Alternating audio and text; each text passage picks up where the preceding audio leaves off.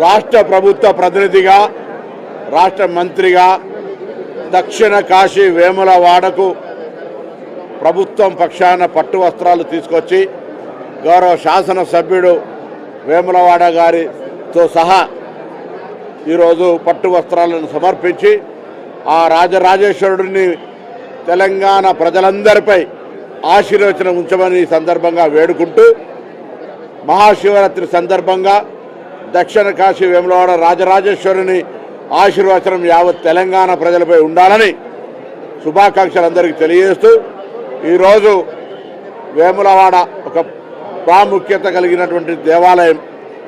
ఆనాడు ఇచ్చినటువంటి హామీల అమలుకై పోరాడినాం.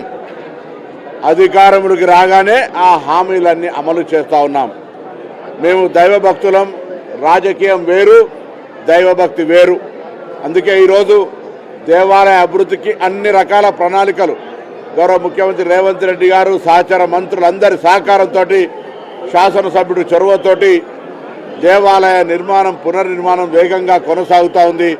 ప్రజలందరూ గమనించాల్సిందిగా కోరుతూ, తప్పకుండా ఆ వేములవాడ రాజరాజేశ్వరుడి ఆశీర్వచనం మనందరిపై ఉండి మంచి సుభిక్షమైన వర్షాలతోటి, పాడి పంటలతోటి, ఆయురారోగ్యాలతోటి తెలంగాణ యావత్ ఈ దేశంలో ఒక అత్యున్నత స్థానానికి ఎదిగే విధంగా ఆ భగవంతుని కరుణ కటాక్షాలు కావాలని మహాశివరాత్రి సందర్భంగా మరి పూజ చేస్తూ, శైవుడు ఎప్పుడు కూడా శివుడు బోలాశంకరుడు, తనకు తప్పకుండా మరి పేదల దేవుడిగా ఇక్కడ వేములవాడ రాజన్న దేవాలయం, అక్కడ సమ్మక్క సారక్క దేవాలయం పేదల దేవుళ్లను అభివృద్ధి చేస్తూ పేదలకు విశ్వాసాన్ని ప్రభుత్వ విశ్వాసంగా తీసుకొని ఈరోజు ఇంత పెద్ద ఎత్తున 2 దేవాలయాల అభివృద్ధి కళ్ళ ముందు కనబడతా ఉంది.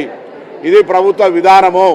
ప్రభుత్వము పేదల దేవుళ్ళకు నిర్లక్ష్యం జరిగినప్పుడు కూడా అందులో అంటే మా ప్రభుత్వ విధానమే పేదల పట్ల ఒక ఆలోచనతోటి, ఒక సానుకూలతతో ఉంది అని చెప్పడానికి ఈ 2 దేవాలయాల అభివృద్ధి కూడా ఒక నిదర్శనమనే మాట మనవి చేస్తూ, మరొకసారి ఈరోజు వేములవాడ రాజరాజేశ్వరుడి భీమేశ్వరుడి ఆశీర్వచనంతో యావత్ తెలంగాణ సుభిక్షంగా ఉండాలని, అందరికీ భగవంతుడు ఆశీర్వచనం ఇవ్వాలని ఈ మహాశివరాత్రి శుభాకాంక్షలు తెలియజేస్తా ఉన్నాను.